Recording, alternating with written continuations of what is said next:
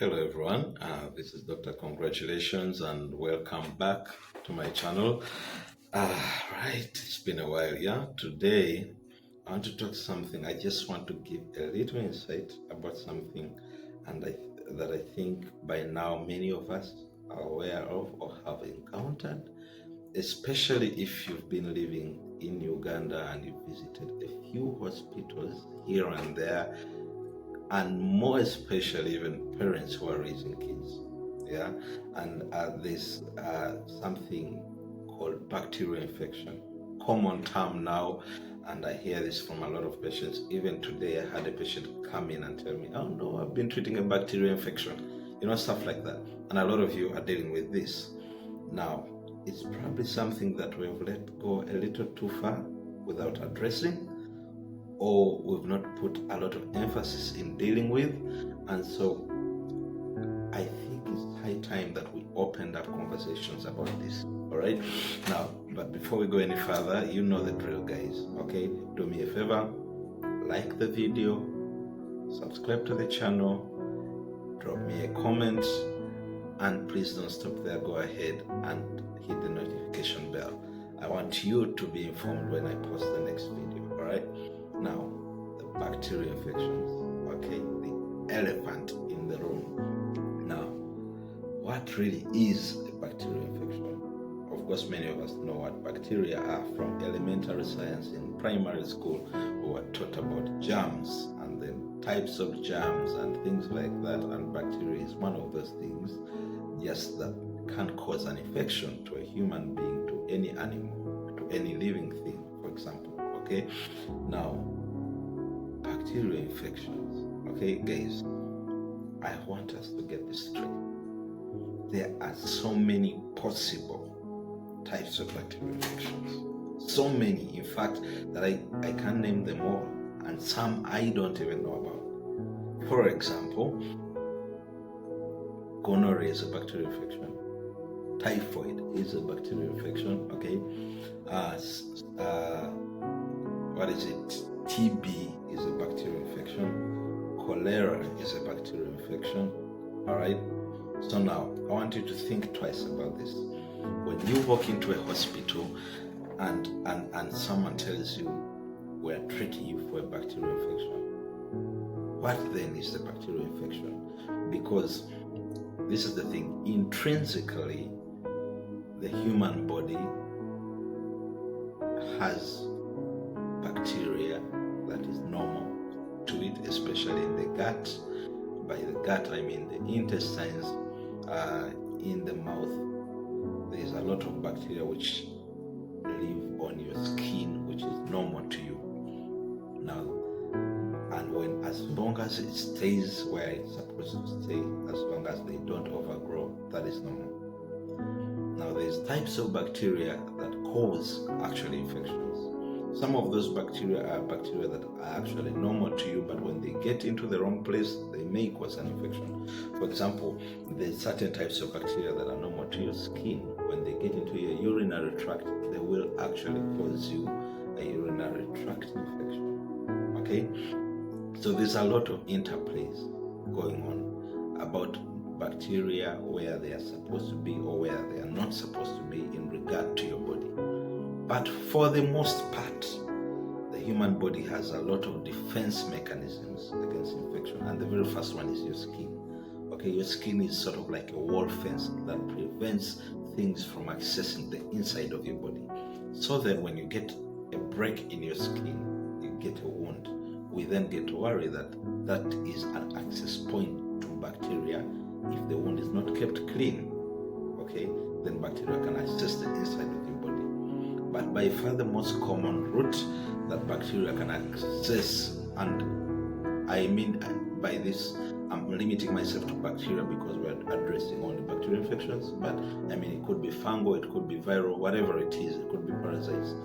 The most common route is through your mouth. So dirty hands, contaminated food, whatsoever, anything you put in your mouth, that is the most common. All right, so infections getting through your mouth, into the stomach, into the intestines, into the rest of your body. And then After that, we could talk about infections, airborne infections, COVID being the most recent and obvious, but cough, flus, and things like that. So in the air, you breathe into the lungs, whatever it is. But there are other ways as well, like I just explained about an infection accessing your body when you have a wound or a break in your skin. Infections can get in through your eyes. Infections can get in through your ears. Okay, so this is one common characteristic. If you have an infection that accesses your body through your ears, it is rather more likely that the first sign that you have an infection in your body will be symptoms related to the ear. All right, so you probably have ear pain, you probably have a discharge from the ear, something like that. If an infection comes in through your eyes, more likely than not, the first symptoms you will experience will be related to the eye. You'll probably have reddening of the eye, you'll probably have a dirty discharge in the corners of your eye, whatsoever it is, tearing and things like that. So when someone tells you you have a bacterial infection, in the first place, the first question should be, how did it access my body?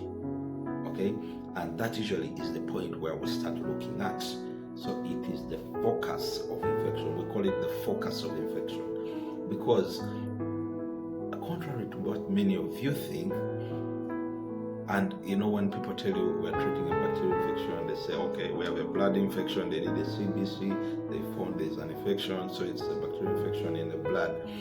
But what you should realize as a basic principle is that under normal circumstances, the human blood is sterile. So there is no bacteria, there is no organisms whatsoever in the blood. It is sterile. And the blood goes to every part of your body, to the brain, to the heart, to the kidneys, everywhere.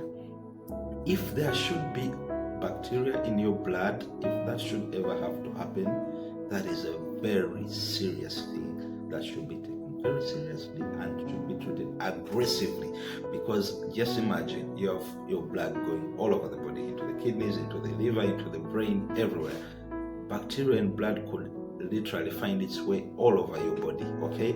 And that would be life-threatening. What we usually do see though is when we do a CBC, we see a reaction of your immune system. We see an increment, for example, in the number of your white blood cells or something that has happened to the platelets. But whatever infection is going on generates a response, and your body responds in a certain way that tells us there's an infection going on. The task then at hand is that, where is this infection? Is it in the urine? Is it in the stool? Is it in the ears? Is it in the throat, lungs, whatsoever place, okay? If we cannot identify the focus of the infection, it's hardly ever justifiable to say, oh, let's put you on IV antibiotics, there's an infection going on. What are we treating? Where is the infection?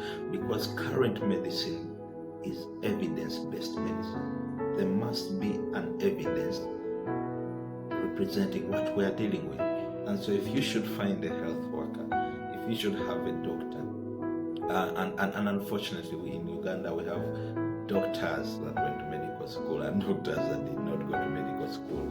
A lot of people out there call themselves doctors when they're not, and they're likely to misinform you about some of these things.